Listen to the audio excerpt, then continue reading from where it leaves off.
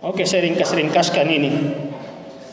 Mudah-mudahan dalam waktu 4 menit saya bisa lanjut tentang Abu Bakar, Utsman, Ali.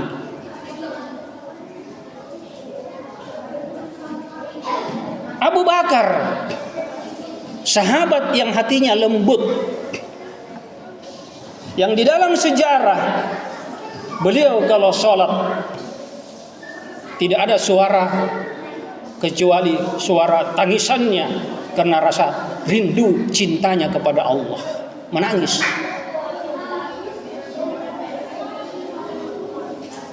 Beliau pernah waktu baginda Rasulullah mau meninggal dunia, Rasulullah menunjuk Khalifah Abu Bakar As-Siddiq untuk menjadi imam.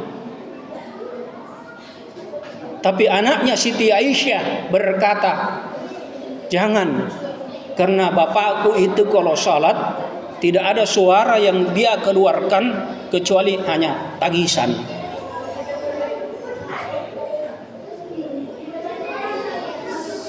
Sahabat yang tidak gila ujian, sahabat yang tidak gila popularitas.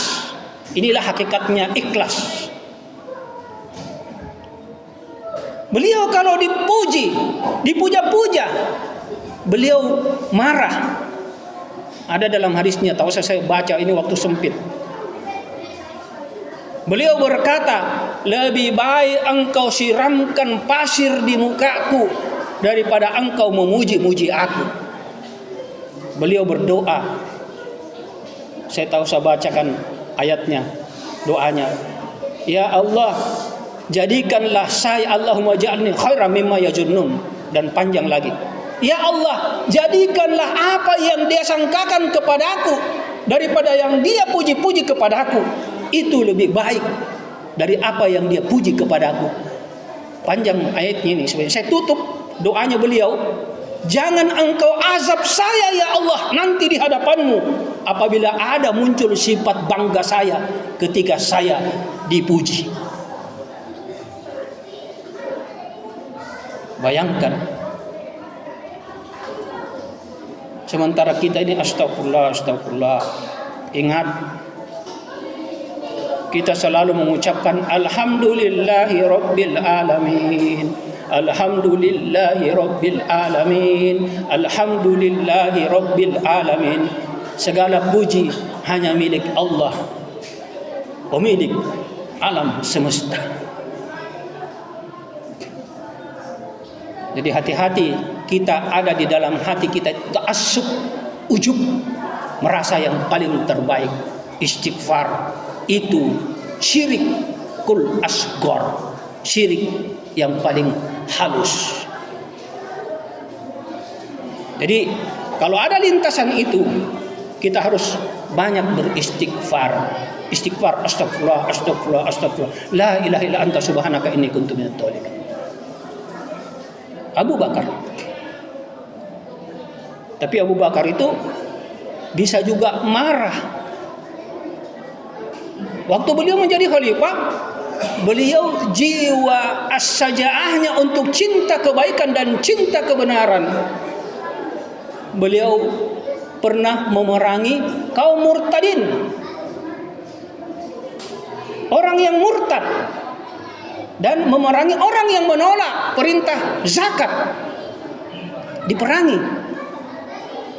Dan beliau juga di zamannya waktu menjadi khalifah, beliau memerangi Musailamah al-Kazzab, seorang penyihir yang tingkat tinggi ilmu sihirnya, yang mau mengaku sebagai nabi.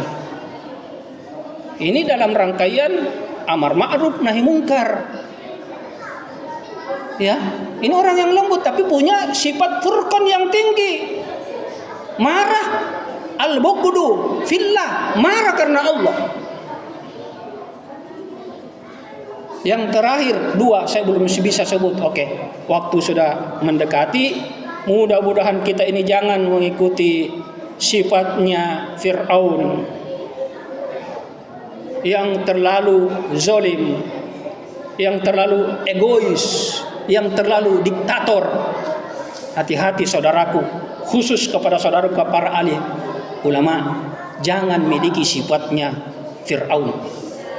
Tahu, lihat siapa kamu. Jangan kita berusaha ingin memiliki sifatnya iblis yang iri, dengki, ujub, sombong, tidak mau disaingi. Yang prinsip yang dia katakan, ana khairum minhu, saya lebih baik dari Adam. Khalaqtani min nar wa khalaqtahu min tin. Saya lebih baik dari Adam, saya diciptakan dari api, dia dari tanah yang diinjak-injak. Jadi inilah yang saya sampaikan, nasihat saya kepada saudara-saudaraku. Ini saya rekam ini, khusus kepada saudara saya yang ahli belajar ilmu sudah puluhan tahun. Dipanggil ustadz, dipanggil kiai. Jangan kita ikuti sifatnya Fir'aun. Jangan kita ikuti sifatnya iblis. Dan jangan kita bersifat zalim kepada sesama saudara.